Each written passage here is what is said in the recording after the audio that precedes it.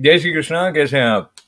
पार्थाय प्रतिबोधितां भगवता नारायणेन स्वयं व्यासेन ग्रथितां पुराणमुनिना मध्ये महाभारतम् अद्वैतामृतवर्षिणीं भगवतीम् अष्टादशाध्यायिनीम् अम्ब त्वामनुसन्दधामि भगवत् गीते भवद्वेषिणी।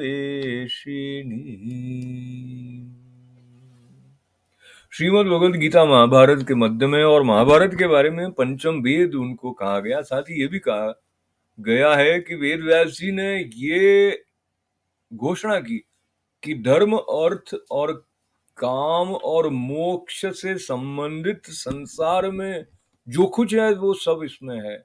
यानी जो चारों पुरुषार्थ हैं जिसकी प्राप्ति के बारे में मनुष्य को लक्ष्य रूप में बताया गया है, उन चारों से संबंधित संदर्भ महाभारत में और उसके भी मध्य में एक मणि की तरह जो श्रीमद् भगवद गीता है, उनका आश्रय हम ले रहे हैं। हमारा सौभाग्य है क्योंकि जीवन में कई तरह की घटनाएं आती हैं जिसके साथ हम कई बार संशयग्रस्त हो जाते हैं, कई बार अपना आपा खो बैठते हैं, कई बार हमें ऐसा लगता है कि आगे कैसे बढ़ा जाए, पथ स्पष्ट दिखाई नहीं दे रहा। सफलता में झूमने और असफलता में निराशा को चूमने, सब तरह के अनुभवों से निकलते हुए हम जब भगवान श्री कृष्ण और अर्जुन के इस संवाद के साथ बैठते हैं तो हमारे भीतर की भी कुछ ग्रंथियां धीरे धीरे धीरे खुलती हैं। तो विस्तार जो मुक्त गगन का हमारे भीतर है वो दिखाई देने लग जाता है। अब इसमें भक्ति का क्या महत्वपूर्ण योगदान कह दें, कृपा कह दें, उस तरफ आज जो 7वें और 8वें श्लोक की तरफ हम 8वें अध्याय में प्रवेश कर रहे हैं, उसमें भी कुछ संकेत मिलेंगे। ऐसा कम होता है कि कोई श्लोक इस तरह प्रारंभ हो रहा हो जहां पर पहला शब्द हो कि इसलिए। तो जो 7वां श्लोक आने वाला है उसमें आप तस्मात् सर्वेषु का प्रयोग जो देखेंगे, इसलिए। तो इसलिए हम पहले वापस जो इससे पूर्व का श्लोक है, जो 6ठा श्लोक है, उसको याद कर लेते हैं। उसमें यह कहा गया था, यम यम वापि स्मरन् भावम त्यजन त्यजत त्यजत्यन्ते कलेवरम तम तमेवैति कौन्तेय सदा तद्भाव भावित। तो उन्होंने अर्जुन को बताया था कि अंत काल में जिस जिस भी भाव को स्मरण करता हुआ ये शरीर का त्याग करता है मनुष्य, उसको ही प्राप्त होता है, क्योंकि वो सदा उस भाव से ही भावित रहा है। और जैसे हमने एक उदाहरण लिया था कि कोई तेजी से भाग रहा है, सामने कुआं भी आ गया तो गिर जाएगा, अपने आप को रोक नहीं पाएगा। उसी प्रकार से अगर हम अलग अलग तरह का चिंतन करते रहते हैं और अंतिम क्षण में हमने ये सोचा कि ईश्वर को याद करना है, ईश्वर ईश्वर याद आएगा ही नहीं, क्योंकि वो अभ्यास ही नहीं है। तो इस बात को लेके अब हम 7वें श्लोक में आ गए हैं। श्री भगवान वाच तस्मात् सर्वेषु कालेषु माम नुस्मर युध्य च मयि अर्पितमनो बुद्धिर् मामे वैश्यस्य संशयम्। ये जो कई श्लोक में भगवान संशय शब्द का प्रयोग करते हैं, तो हम आज भी देखते हैं बोलचाल में कई लोग कहते हैं कि इसमें तो कोई संदेह ही नहीं है, नो डाउट अबाउट इट, ऐसा प्रयोग करते हैं हम बोलचाल में। तो उस तरह का 5000 साल से पहले से भगवान ने कहा था, इसमें कोई संदेह नहीं है। तो हम कहीं ना कहीं उनका अनुकरण छोटा छोटा कर ही लेते हैं, चाहे इतनी गहराई से उनके भाव को न भी पकड़ा हो। पर इसका अर्थ है, किसका अर्थ है? ये जो 7वां श्लोक है ना, तस्मात् सर्वेषु कालेषु मामनुस्मर युध्य च मयि अर्पितो मनो बुद्धिर मामे वैश्यस्य संशयम। इसलिए हे अर्जुन, तू सब समय में निरंतर कंटिन्यूअस मेरा स्मरण कर श्री कृष्ण का, और युद्ध भी कर।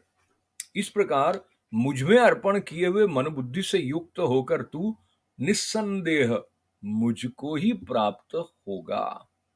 इसके बारे में जब व्याख्या हम संतों से सुनते हैं तो कई स्थान पर ये बिल्कुल स्पष्ट है कि जब वो माम कह रहे हैं तो वो देह के स्वरूप के साथ जुड़ा हुआ जो परिचय है उसको नहीं कहते हुए परम पुरुष की बात कर रहे हैं। और यहाँ भी जो अंत समय में उनका स्मरण करने की बात आई थी, उसके बाद में मेरा स्मरण कर और युद्ध भी कर।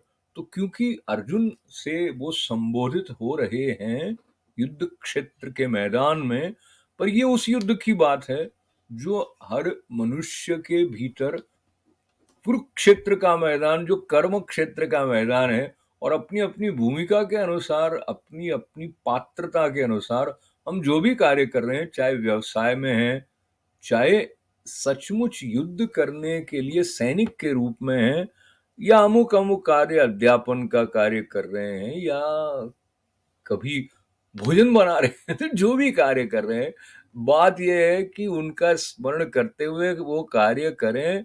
इसके पीछे कई आयाम, कई परतें हैं जो हमारे लिए कल्याणकारी हैं, और कई स्थलों पर निर्वैर के महत्व को भी बताया है। तो वैर जिसके मन में होगा वो ईश्वर का स्मरण साथ साथ नहीं मेरे ख्याल से कर पाएगा, क्योंकि जो परम दयालु है वो वैर भाव के साथ कैसे होगा। तो निर्वैर भी होने की बात है, और आवेश रहित होकर वह जो सर्वव्यापी अखंड है, आदि अंत रहित ब्रह्म है, उसका स्मरण करने का एक हेतु ये जो नाम है श्री कृष्ण का वो भी है, और उनका स्वरूप और उनका चिंतन और उनकी लीलाएं। तो जैसी जैसी स्थिति है उसके अनुसार उनका स्मरण करने की एक सुविधा हमारे सामने है। और जो भगवान का नाम है उसके बारे में अखंडानंद सरस्वती जी महाराज नारद भक्ति सूत्र में कहते हैं, मधुर मधुर में तन मंगलम मंगलानाम सकल निगम वल्ली सत्फलम चित स्वरूपम। ये जो भगवान नाम है ना, ये समस्त मंगलों को भी मंगल बनाने वाला अत्यंत मधुर है, और संपूर्ण वेद रूपी लताओं का ये परम रसमय ज्ञान स्वरूप उत्तम फल है। तो भगवान नाम के फल के बारे में जो आपने ये सुना, इसके साथ साथ उन्हीं के वचन, भक्ति में तो प्रियतम इसी पार नौका लेकर आ जाता है, इसी पार नौका लेकर प्रियतम आ जाता है, भगवान आ जाते हैं। ये भक्ति की विशेष महिमा है। और अगर भगवान की तरफ मन नहीं है, सांसारिक वासनाओं में मन है, तो भगवान का नाम रसमय लगेगा नहीं, मधुर लगेगा नहीं। ऐसी स्थिति हमारी आ पाए कि जो उन्होंने कहा जो भी कार्य कर रहे हैं उसमें भगवत स्मरण हमारा बना रहे, तो कितना आनंद होगा उसकी तो हम अभी ठीक ठीक कल्पना भी नहीं कर सकते हैं। तस्मात् सर्वेषु कालेषु माम अनुस्मर युध्य च मय्यर्पित मनो बुद्धिर मामे वैश्यस्य संशयम। और न संशयम कह के उन्होंने और अधिक एक आश्वासन जो दिया है, उसको लेते हुए 8वें श्लोक की तरफ, 8वें अध्याय के हम बढ़ रहे हैं। अभ्यास योग युक्तेन चेतसा नान्यगामिना परमं पुरुषं दिव्यं याति पार्थानु चिंतयन। हे पार्थ, ये नियम है कि परमेश्वर के ध्यान के अभ्यास रूप योग से युक्त, दूसरी ओर न जाने वाले चित्त से निरंतर चिंतन करता हुआ मनुष्य परम प्रकाश स्वरूप दिव्य पुरुष को, अर्थात परमेश्वर को ही प्राप्त होता है। जो जैसा सोचता है वो वैसा बन जाता है, जो जैसा सोचता है वो वैसा करता भी है।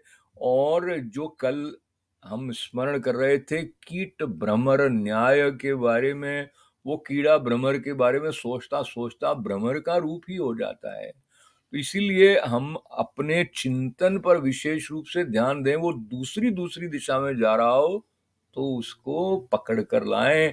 ये जो योगी बनने की विधि श्रीमद् भगवद गीता हमारे प्रति खोलती है, उसमें भी ये बात अभ्यास के द्वारा, अभ्यास योग युक्तेन चेतसा नान्य गामिनान, मतलब जहां जहां जा रहा है, गम गम कर रहा है कहां पे ना, उसको लेकर आना है अभ्यास से, योग युक्त होकर। और फिर पार्थ को संबोधित कर रहे हैं, तो उसको कह रहे हैं इस प्रकार निरंतर चिंतन करेगा जो मनुष्य, वो परम प्रकाश स्वरूप दिव्य पुरुष अर्थात परमेश्वर को ही प्राप्त होता है। तो ये प्राप्ति होना पूर्णता की सिद्धि हो जाने जैसा है। और अकनानंद सरस्वती जी महाराज के वचन ये भी हैं कि ब्रह्म ज्ञान तो वो है जो अज्ञान को मिटाकर स्वयं भी मिट जाता है, और भक्ति वो है जो ब्रह्म में निष्ठा के रूप में रहती है। तो भक्ति की महिमा श्रीमद् भगवद गीता में भी है, ज्ञान की महिमा भी है, पर दोनों को समझते हुए अपने स्वभाव के अनुसार किस तरह हम अपने अंतर विकास को गतिमान बना दें, इस तरफ बढ़ना पूर्णता है। और वचन महापुरुषों का ये भी है कि भगवान में निरंतर मनुष्य की स्थिति बनी रहे, इसी का नाम भक्ति है। तो भक्ति करने को भगवान भी कह रहे हैं महामनुस्मर युध्य च, भक्ति करते करते कर्म करने का जो संकेत है वो पूर्णता की ओर ले जा रहा है। चलें। ओम पूर्णमदः पूर्णमिदं पूर्णात् पूर्णमुदच्यते पूर्णस्य पूर्णमादाय पूर्णमेवावशिष्यते। ओम शांति शांति शांति। सबका मंगल, सबका कल्याण। जय श्री कृष्ण।